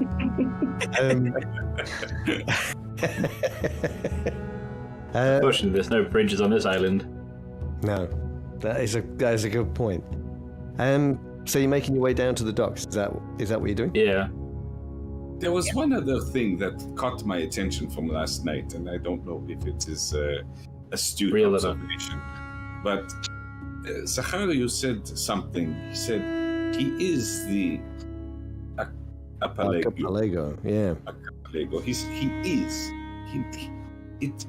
It is. Yeah. What does that mean? I am a collection of small islands. What does that mean? It would explain the smell.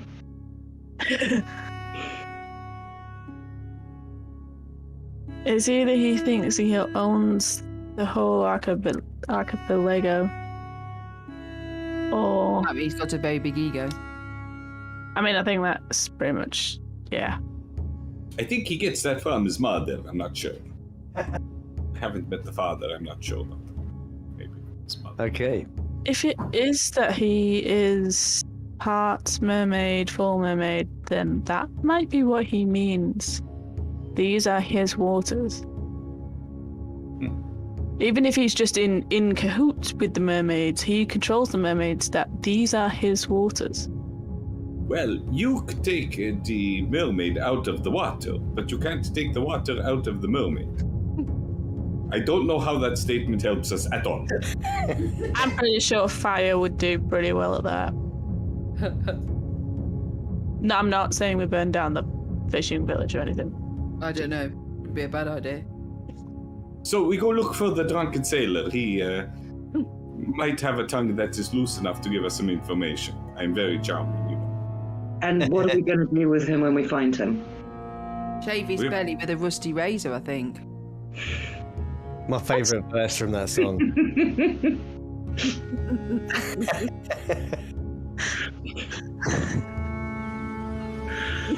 Oh my god, okay.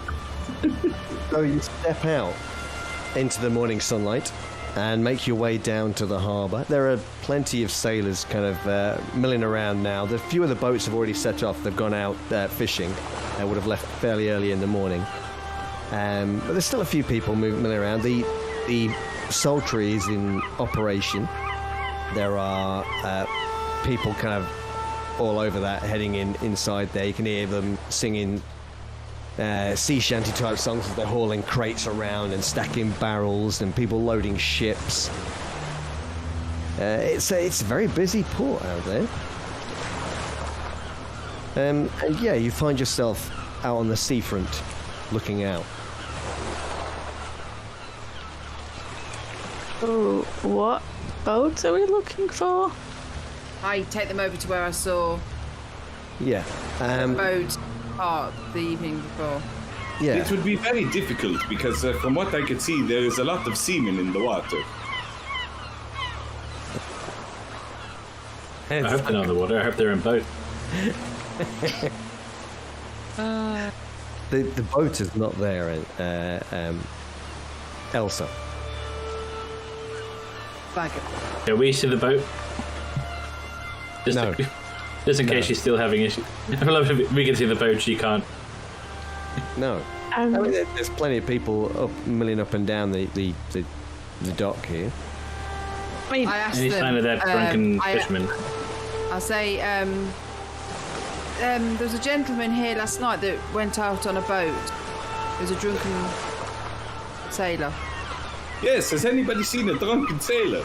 I don't know what to do with him.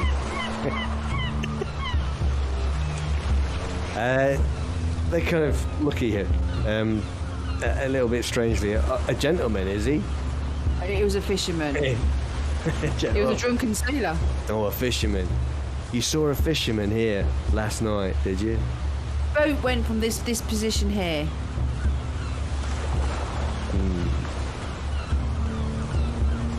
This harbour here, this dock here. Well, that probably here. been. Well, that was Orvar. Orvar had birthed here last night. Yeah, he's got a shack over on Graveyard Island. Orvar. Orvar. Yeah. Orvar. Yeah. It's amazing. Andvar's cousin. He has a. Well, he drinks like a fish, if you pardon the pun. Will he be back today? Oh, I imagine he'll be sleeping it off, miss. Is there any way we could get a boat over there? Oh, we've got a boat. Well, just out of curiosity, was this over a good friend of Paul? Paul? Wait, which Paul you mean? The brother of Vaesen Peter. Oh, Picked Paul. a pack of pickled peppers, from what I hear. Oh, no. I've heard he's been laid up. He's not well. Oh. I heard he'd gone on business.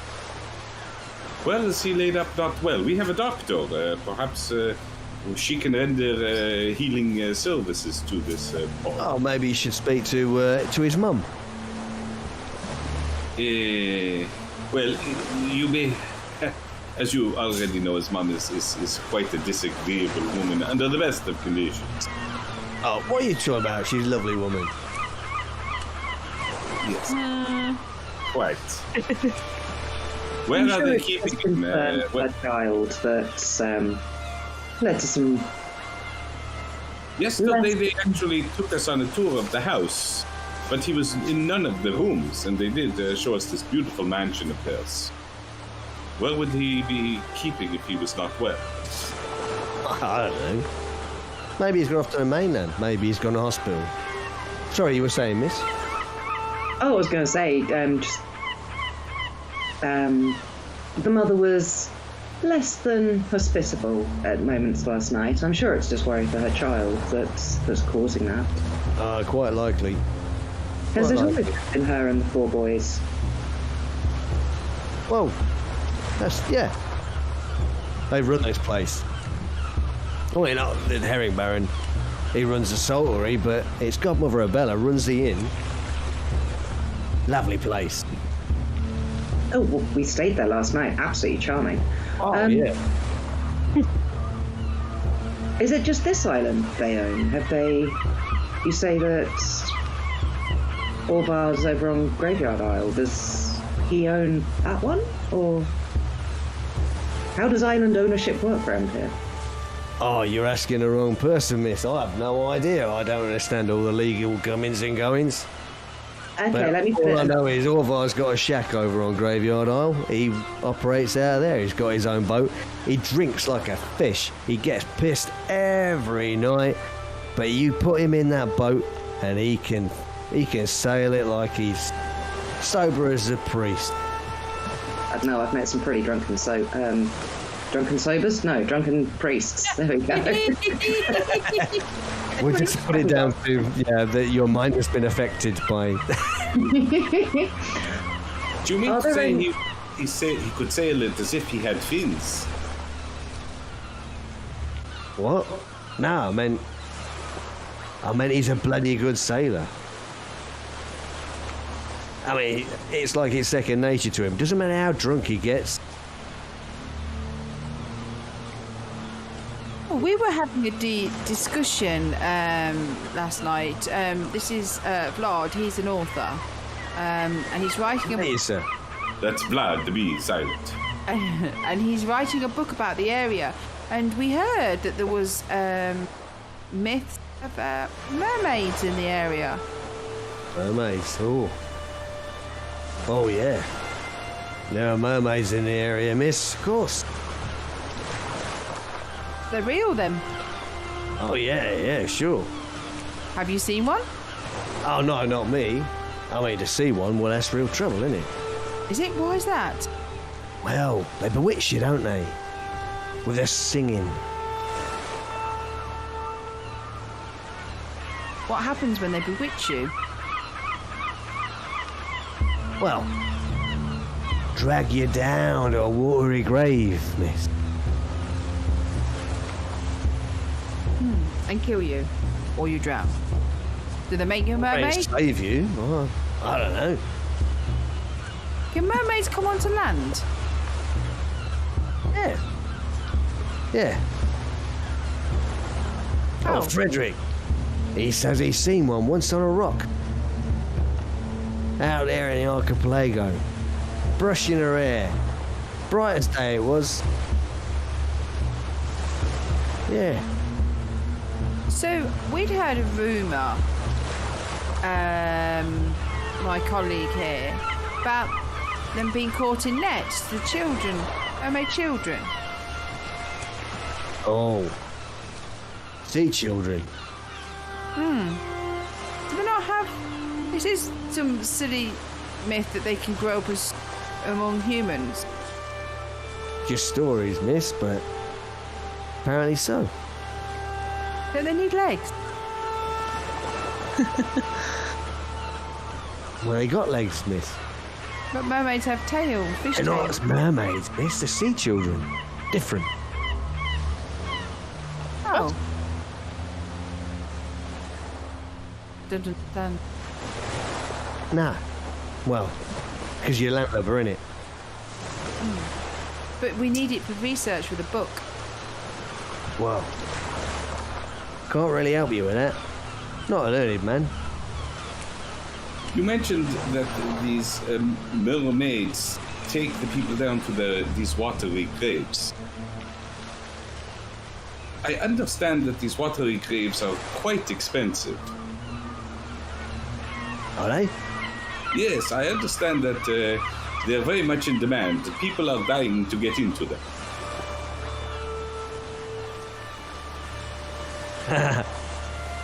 You're joking with me, sir, aren't you? Perhaps. I have a lot. I suppose they are expensive. You pay for them with your life. Scribbling down. Anyway, I'd better get back to work. What is the safest way to get to Gravely Islands? I'd suggest by boat, sir. Now I look at him. Are you joking with me?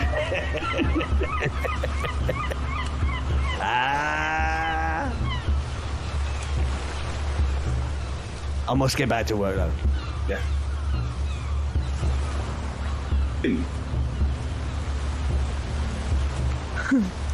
That's interesting. There's a difference between mermaids and sea children. Yeah. It does explain the legs, so that Yeah. I'll accept that. Yeah. So maybe we need to find out more about the sea children rather than mermaids. Like, would they grow up to be mermaids? But Yes. do they help lure people into?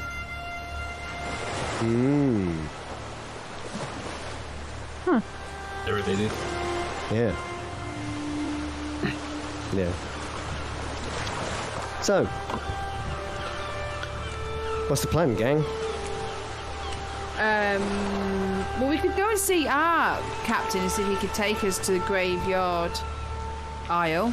Mm-hmm. We have got a map of the island, haven't we? Yes. You do, yes.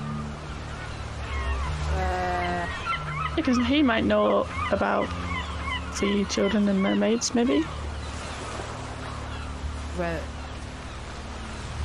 The Albacar Archipelago map, the tab at the top. Should be able to click on that and tell you that. Ooh, which one of the I'll just bring you over. How about that? Yeah. Ah, So we literally on that big one that actually the Wrecker Island. So we've got to go all the way around these other islands to get to Graveyard Isle.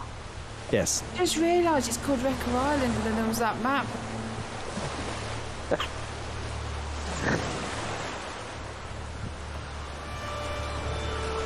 My wife, ladies and gentlemen. Do you need a light bulb? I just literally had the light bulb moment of the connection between Wreckers and then the name Wrecker Island. Do we know how long it's been called Wrecker Island? That's a really good question. I think it's always been called Wrecker Island, as long as it's, for maybe hundreds of years, maybe, or 100 years. Which the name predates Abella and family. Yeah. Honestly, it looks like because it could be quite dangerous for boats. Just Yeah, I mean that's the thing. Yeah, I think the whole just the sheer amount of little islands and islets and things create kind of dangerous currents and shallow waters in some of these places. But you head to your boat, and Captain Bergstrom is kind of having breakfast with Oscar. And Oscar, he kind of looks at you. He says, "How was supper?" Vile. Did you find anything out?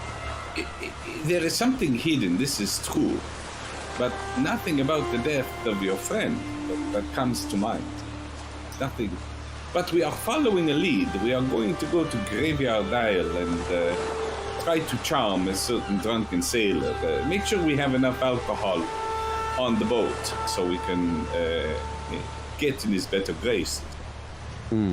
Bergstrom grunts, so that's an hour's sailing from here. Would it be possible to take us? He looks at Oscar.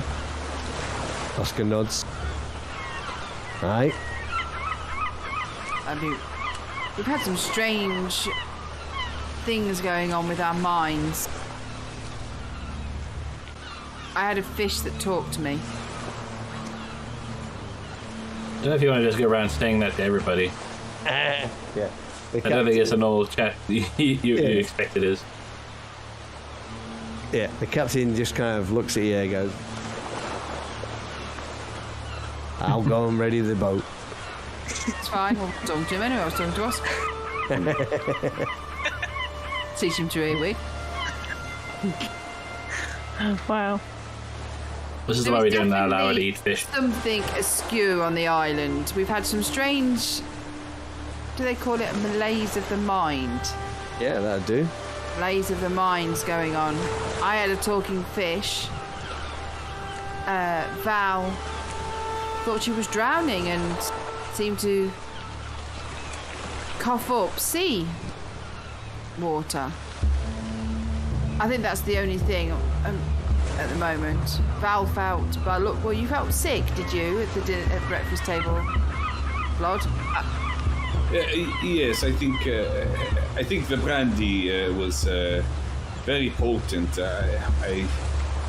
And I'm shuddering just at remembering that image that I can't even describe in words, which is quite odd for Vlad because he is an author. Yeah. Too horrifying for him to, that's outside his, maybe there is something to this whole society and why he was invited in. It's a thoroughly unpleasant place. And this sailor that we're going to speak to, He warned us of impending doom if we stayed on the island. He talks about the new moon. that will be this evening. Oh, crikey.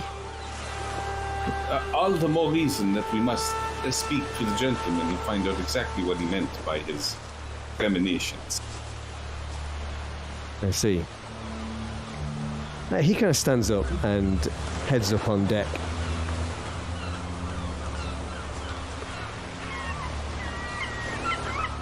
A few moments later, the captain comes down. He says, ready to set sail?